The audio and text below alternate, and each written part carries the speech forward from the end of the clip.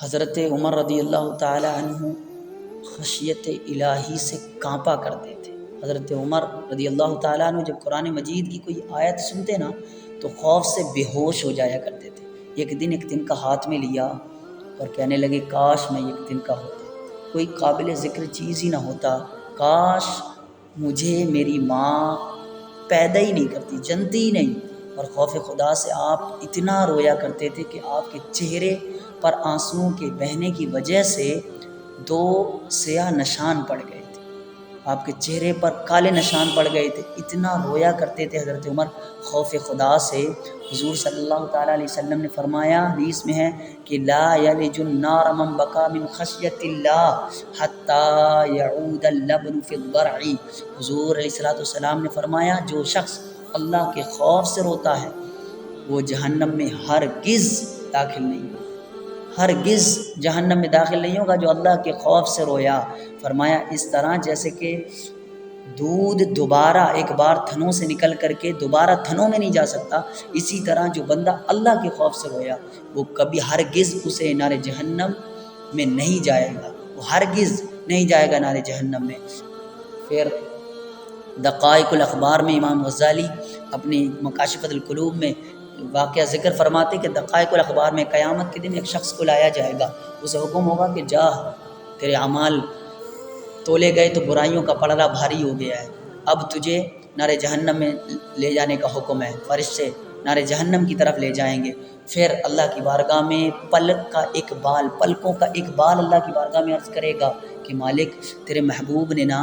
فرمایا تھا کہ جو اللہ کے خوف سے روتا ہے اللہ تعالیٰ اس پر نار جہنم کی آگ کو حرام کر دیتا ہے۔ فرمایا میں رویا تھا، تیرے خوف سے رویا۔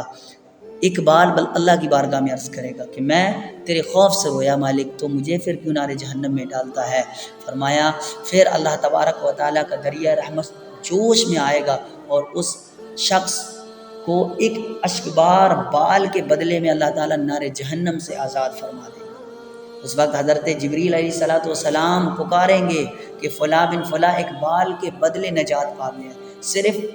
نارے جہنم سے اس بنا پر نجات پا گیا کہ وہ اللہ کی اس کی آنکھیں اللہ سبحانہ و تعالیٰ کی خشیت سے روئیں، اللہ سبحانہ و تعالیٰ سے ڈر کے روئیں کہ گناہ ہو گیا، تو پھر آنکھوں میں آنسو لیے اللہ کی بارگاہ میں عرض کرتا ہے بندہ کہ مالک گناہ ہو گیا، میں بندہ تیرا ہوں، گناہ گار ہوں، خطا کار ہوں، سیاہ کار ہوں، مگر تو بڑا ہے، تو بخشنے والا ہے، میں گناہ گار ہوں، تو بخشنے والا ہے۔ اس بنا پر اللہ تعالیٰ نار جہنم سے اس کو آزاد فرما دے گا۔ پھر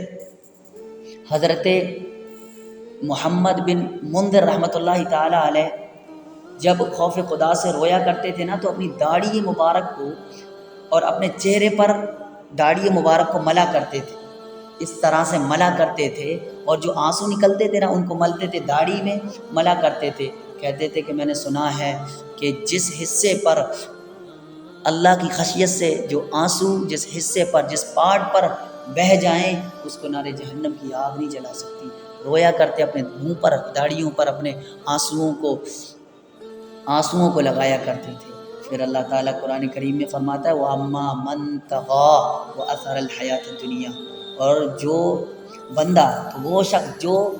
سرکشی اور دنیا کی زندگی کو ترجیح دیتا ہے، فرمایا وَأَثَرَ الْحَيَاةَ الدُّنْيَا، جو دنیا کی زندگی کو ترجیح دیتا ہے، فَإِنَّ الْجَحِيمَ هِيَ الْمَأْوَىٰ، اس کا ٹھکانہ نار جہنم ہے۔ فرمایا وَأَمَّا مَنْ خَافَ مَقَامَ رَبِّهِ وَنَهَى النَّفْسَ عَنِ الْهَوَىٰ، فرمایا جو بندہ اللہ کے حضور کھڑے ہونے سے ڈرا کہ اللہ کی بارگاہ میں کل قیامت کے دن مجھے جواب دینا ہوگا، اللہ سبحانہ و تعالیٰ مجھ سے پوچھے گا کہ بتا بندے تو نے گناہ کدھر اپنی عمر گزاری، کتنے تو نے گناہ کیے۔ آج زبان پہ تالا ہوگا، منہ پر تالا ہوگا، آج وہ پارٹس گواہی دیں گے جس سے ہم نے گناہ کیے ہیں۔ فرمایا اور جو بندہ اللہ کے حضور کھڑے ہونے سے ڈرا کہ اللہ کے یہاں مجھے گواہی دینا ہے اپنے نامہ اعمال کی، فرمایا اور اپنی خواہشات کو روک لیا، فَإِنَّ الْجَنَّةَ هِيَ الْمَأْوَىٰ، اللہ تعالیٰ اس کے لیے جنت ٹھکانہ بنا دے گا، اسے اللہ تعالیٰ اس کے لیے جنت تیار کر دی ہے اللہ تعالیٰ نے، جو اللہ کے حضور کھڑے ہونے سے ڈرا کہ مالک کی بارگاہ میں میں کیا جواب دوں گا، کیا جواب دینا ہوگا۔ جو انسان عذاب الہی سے بچنا چاہتا ہے تو وہ رحمت ثواب کی امید رکھے، امیدوار ہو کہ اللہ کی رحمت بڑی ہے، وسیع ہے، میں گناہ سے رک رہا ہوں، اسے چاہیے کہ دنیا کی مصائب پر صبر کرے اور اللہ کی عبادت کرتا رہے اور گناہوں سے بچتا رہے ایسا بندہ کہ میں مالک کی بارگاہ میں جواب کیا دینا ہوگا۔ وہ صبر کرے اور اپنے آپ کو روکے، اپنے خواہشات نفسانیت کو روک لے، اللہ تعالیٰ اسے کل قیامت کے دن نجات عطا